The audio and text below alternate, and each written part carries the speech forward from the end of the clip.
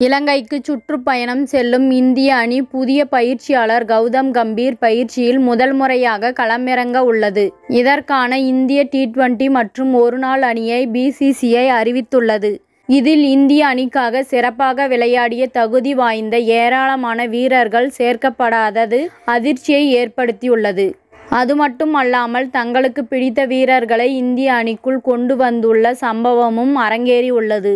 Zimbabwe அணிக்கு எதிரான T20 தொடரில் முகேஷ் குமார் 3 போட்டிகளில் விளையாடி 8 விக்கெட்டுகளையும், ஆவேஸ் கான் 3 போட்டிகளில் விளையாடி 6 விக்கெட்டுகளையும் வீழ்த்தியுள்ளனர். அதுமட்டுமல்லாமல் T20 உலகக்கோப்பை தொடரின் ரிசர்வ் வீரர்கள் பட்டியலிலும் ஆவேஸ் கான் இடம் பெற்றிருந்தார்.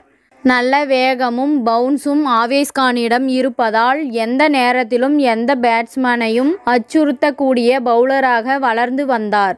அதேபோல் கடந்த ஆண்டு வெஸ்ட் இண்டீஸ் சுற்றுப்பயணத்தில் அறிமுகமான முகேஷ் குமார் இந்திய அணியின் முகமது ஷமிக்கு மாற்றாக உருவாகி வந்தார். வேகம் குறைவாக இருந்தாலும் அனுபவத்தை பெறும்போது அதனை சரி செய்வார் என்று எதிர்பார்க்கப்பட்டது. ஆனால் திடீரென முகேஷ் குமார், ஆவேஸ் கான், துஷார் தேஷ்பாண்டே உள்ளிட்ட வீரர்களை நீக்கிவிட்டு KKR அணிக்காக விளையாடிய ஹர்ஷித் ராணாவை இந்திய ஒருநாள் அணியில் தேர்வுக்குழு சேர்த்துள்ளது. இதற்கு பின் பயிற்சியாளர் கௌதம் கம்பீர் இருக்கிறார் என்பது வெளிப்படையாகவே தெரிகின்றது. கடந்த சில ஆண்டுகளாக இந்திய அணி நிர்வாகம் சில பவுலர்கள் மீது செய்த முதலீடை பயிற்சியாளர் கம்பீர் ஒரேயொரு வீரரை கொண்டு மொத்தமாக மாற்றியுள்ளார்.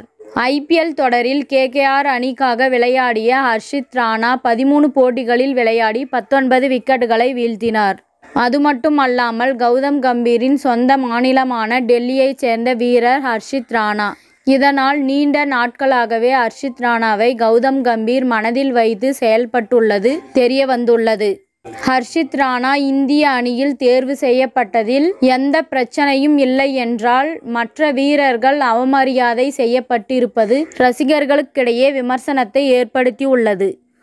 இத்துடன் இந்த செய்தி முடிவடைகின்றது. நன்றி, வணக்கம். மீண்டும் அடுத்த வீடியோவில் சந்திப்போம். மேலும் இதுபோன்ற சுவாரஸ்யமான தகவல்களை அறிய தமிழ் சிறை சேனலை சப்ஸ்கிரைப் பண்ணுங்க, ஷேர் பண்ணுங்க, லைக் பண்ணுங்க மற்றும் கமெண்ட் பண்ணுங்க.